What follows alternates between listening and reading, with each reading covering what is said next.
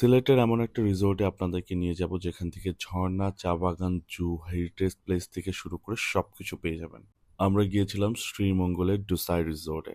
শ্রীমঙ্গলে যাওয়ার সময় এই জায়গাটাতে সবাই কিন্তু ছবি তোলে, তো আমরাও বাদ যাইনি। সবাই মিলে একটু ফটোশুট করলাম। মিনিমাম 6 থেকে 7 ঘন্টা লাগবে। রওনা দিয়েছিলাম রাত 1টায়, পৌঁছে গেছি সকাল 6টায়। যেহেতু আমাদের চেক ইন 2টায় ছিল ডুসাইতে, আমরা সকালবেলায় গিয়ে প্রথমে লাওয়াছড়াতে গিয়েছিলাম। ভাগ্য যদি ভালো থাকে অনেক পশু পাখি দেখতে পারবেন। বানরটা হচ্ছে কমন। সাপ, বিচ্ছু, হরিণ এগুলো পেলেও পেতে পারেন। আমি এখানে সবথেকে বেশি এক্সাইটিং ছিলাম দেখার জন্য হুমায়ূন আহমেদের 'আমার আছে জল' সিনেমার যে শুটিং হয়েছিল সেই রেলওয়েটা বা রেল লাইনটা। দুপুর 2টায় চেক ইন থাকলেও আমরা চেক ইন করি 10টার দিকে, কারণ আমার এত দেরি সহ্য হচ্ছিল না। আমি বলেছি যে আমাকে এখনই চেক ইন দিতে হবে। তারপর তারা দিয়েও দেয় কোনো ধরনের ঝামেলা ছাড়া। আমি কোথাও গেলে একদম প্রথম থেকে এক্সপ্লোর করা স্টার্ট করি। তো আমি আর ওয়াজিহা একদম একদম এন্ট্রি গেট থেকে এক্সপ্লোর করতেছিলাম। ওকে একটু গোল্ড ফিশ দেখাইতে নিয়ে গেছি। বাট এই জায়গাটা অনেক বেশি আনক্লিন ছিল। আমি ভিডিওটা দিতে চাইছিলাম না। তারপরেও দিয়ে দিলাম। মানে ওদের একটু ক্লিন করে রাখা উচিত এটা। তারপর ২ টা কিউটি পেটস চলে আসছে। একটার নাম এলভিশ, আরেকটার নাম মনে নেই। তো ওদের সাথে খেলা করতে, করতে চলে গেলাম আমাদের রুমে। আমরা একটা ফ্যামিলি ভিলা নিয়েছিলাম যেটার প্রাইস পড়েছিল ৳৭৪,০০০ মতো। যেখানে ৪ টা রুম, ২ টো ডিউলেক্স কিং সাইজ এবং নিচে ২ টো ডিউলেক্স কুইন সাইজ রুম। আমার বাবা-মায়ের এক্সপেকটেশন অনুযায়ী তাদের ওয়েলকামিং থেকে শুরু করে সবকিছুই পারফেক্ট ছিল। বাট এখানে আসার পর আপনি ন্যাচারের প্রেমে পড়ে যাবেন। কারণ এত সুন্দর করে সাজানো, লাইক গাছ দিয়ে এবং গার্ডেনিং করা প্রত্যেকটা জায়গায় আপনি ছবি তোলার জায়গা পাবেন।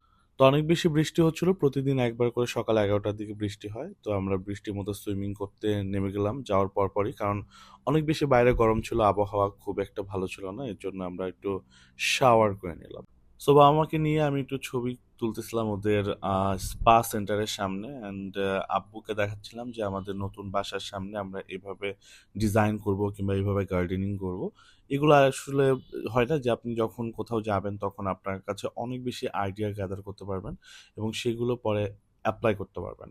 কিন্তু আমার মনে হয় যে আপনার যদি সারা রিসোর্ট কিংবা ভাওয়ালে যান, ঢাকাতে যেগুলো আছে সেগুলোতে যাওয়ার পর এই রিসোর্টটা আপনার কাছে খুব একটা ভালো লাগবে না। সবথেকে যে ব্যাপারটা বেশি ভালো লেগেছে সেটা হচ্ছে প্রত্যেকটা গাছের মধ্যে এরকম একটা করে পরগাছা গাছ দিয়ে রেখেছে, যেটা থেকে অনেক বেশি মানে প্ল্যান্টগুলো এত সুন্দর, মানে একদম উপর পর্যন্ত চলে গিয়েছে এবং এটার ফ্লাওয়ারগুলো অনেক বেশি সুন্দর। প্রত্যেকটা গাছের মধ্যে কিন্তু এক্সট্রা একটা করে গাছ এড করা, আর নিচের দিকটা এরকম সুন্দর করে প্ল্যান্টিং করা, খুবই সুন্দর ব্যাপারটা।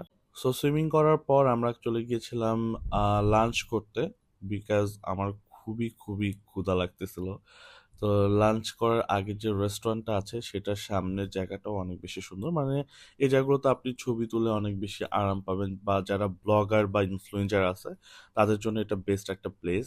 তো লাঞ্চের আইটেমগুলো অনেক বেশি ভালো ছিল, কারণ সবই দেশি খাবার। গরুর মাংস, মুরগির মাংস থেকে শুরু করে সব ধরনের দেশি খাবারের আইটেম ছিল, অ্যান্ড ওদের ডেজার্টটা অনেক বেশি টেস্টি ছিল। এখানে ফাইজুল ভাই আর সুমা ভাবি, তো এটা হচ্ছে তাদের জন্য আমার একটা সারপ্রাইজ ছিল যে সোমা ভাবির বার্থডে এবং ভাইয়াদের অ্যানিভার্সারির পর আমি ওদেরকে এইটা একটা ছোট্ট একটা মানে বলতে পারেন যে গিফট ওদের জন্য। তো আমি ভাইয়া আর ভাবিকে নিয়ে গেছিলাম এবার ওদের অ্যানিভার্সারি প্ল্যানের জন্য। তো আমি খাবার খাচ্ছিলাম, খাবারগুলো অনেক বেশি টেস্টি, বাট আমার একটু গ্যাস ফল করতেছিল, বিকজ আমার মনে হয় যে এই খাবারগুলো খেলে সবারই আমরা অ্যাসিডিটি ফিল করতেছিলাম। সো এই ব্যাপারটাও ডুসাই রিসোর্টের একটু খবর নেওয়া উচিত তাদের ক্লায়েন্টদের কাছ থেকে বা মেম্বারদের কাছ থেকে। গেস্টরা অবশ্যই জানেন ব্যাপারটা। তো প্রত্যেকটা জায়গা কিন্তু অনেক বেশি সুন্দর। ওদের আমার কাছে যদি বলেন যে ওদের লোকেশনটা অনেক বেশি ভালো লাগছে, অ্যান্ড ওদের একটা চা বাগান আছে দেখার মতো। তো সেখানেও গিয়েছিলাম, বাট সেখানে চা পাতা ছিল না। অন্যান্য জায়গায় শ্রীমঙ্গলের চা পাতা ছিল। ওরা বলল বৃষ্টির কারণে চা পাতা কি যেন একটা বলল, আমি জানি না। তো আমরা একদিন ছিলাম, একদিন আমাদের 86,000 এর মতো খরচ হয়েছিল। মানে মিনিবার টিনিবার ইউজ করার পর আরকি। তো দেখতে পাচ্ছেন যে আমরা এখন বাসায় চলে যাব। যাওয়ার আগে যাব হচ্ছে মাধবকুণ্ড ঝরণায়। এই প্লেসটাও আপনারা ঘুরতে পারেন। তো খুব সুন্দর।